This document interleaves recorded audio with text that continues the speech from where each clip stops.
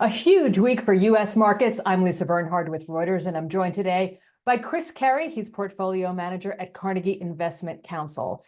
Chris, the Fed meets this week to decide next step on interest rates. We've seen an economy that's held up very well with high interest rates, and we've seen a market that's hung on every word of the Federal Reserve's looking for clues as to when those rates are going to come down. What do you expect the tone and the message will be from the Fed this Wednesday?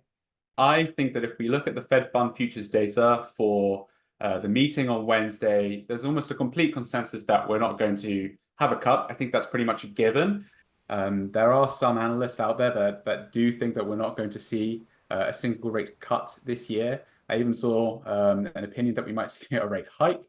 I'm in the optimistic camp that the growth in the US economy has been stellar, especially compared to the rest of the world. I think that we'll see maybe one or two cuts at the very least, but there's still a lot to be determined, a lot of data for the Fed to pass over. So from that's where I would stand. I think that we will most likely see a cut, if not in March, then by June. We'll get more jobs data this week. Tomorrow, we will see the JOLTS report, job openings report. Wednesday, we'll get the ADP private payrolls report. And of course, Friday is the big non-farm payrolls jobs report. Do you think that we are going to start seeing a significant loosening of the labor market, something we really haven't seen? I think that we are going to continue to see that the number of job openings will continue to decline.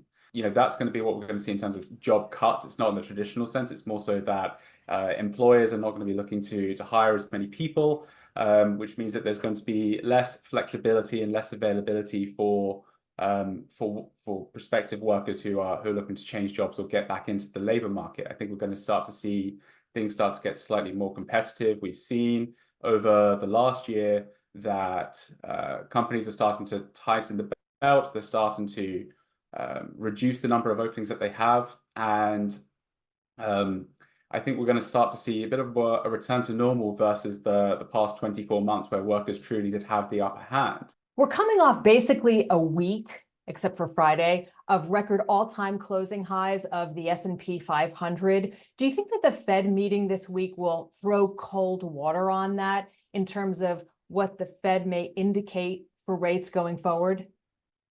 I don't think that the Fed's meeting this week is going to have that much of an impact on stocks or throwing cold water.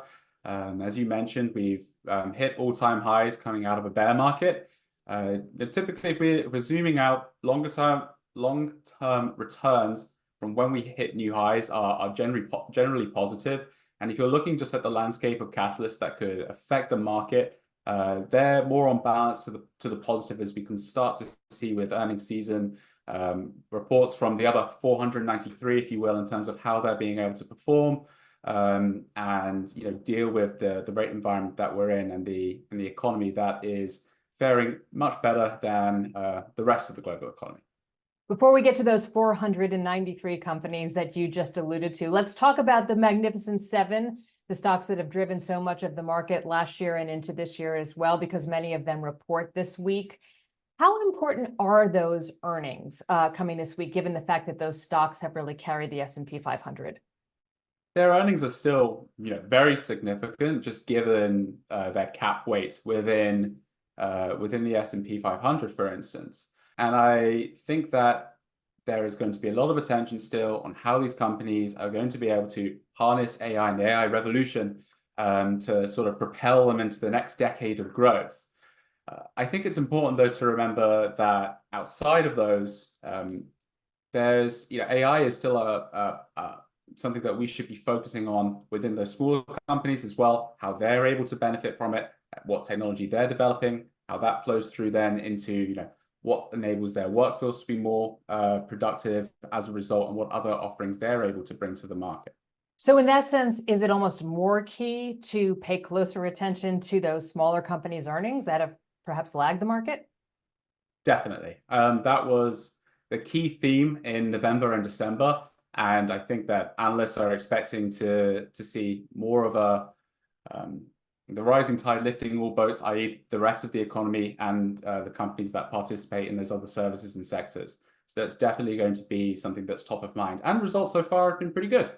Well, now that I've asked you that, I do want to circle back to Microsoft because Microsoft reports tomorrow and there's headlines everywhere about this quote unquote rivalry, if you want to call it that, for market capitalization, Microsoft versus Apple. And Microsoft crossed the $3 trillion mark and Apple is a couple of billion behind them now. What do you expect to see with Microsoft's earnings report tomorrow?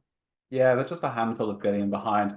I think that cloud growth is going to be top of mind for most investors. I think we could see an acceleration here after a period of companies really tapering down what they were spending in terms of cloud. I think we're going to see some pent-up demand. And talking about generative AI as well, Microsoft leads peers in terms of the infrastructure, being the infrastructure provider for OpenAI, which has really been a tailwind for them. And then dovetailing off of AI as well, Microsoft has recently released Copilot. It's an AI assistant, if you will, for the Office 365 suite of apps. I'm not expecting to see anything really that much yet in terms of what we'll hear from them. Maybe something on the conference call. There's a lot of excitement, a lot of buzz, but it's really too soon to tell. Their initial rollout was to large-scale enterprises, and only in the last 2 weeks has it really been released to smaller companies, released to the public, etc.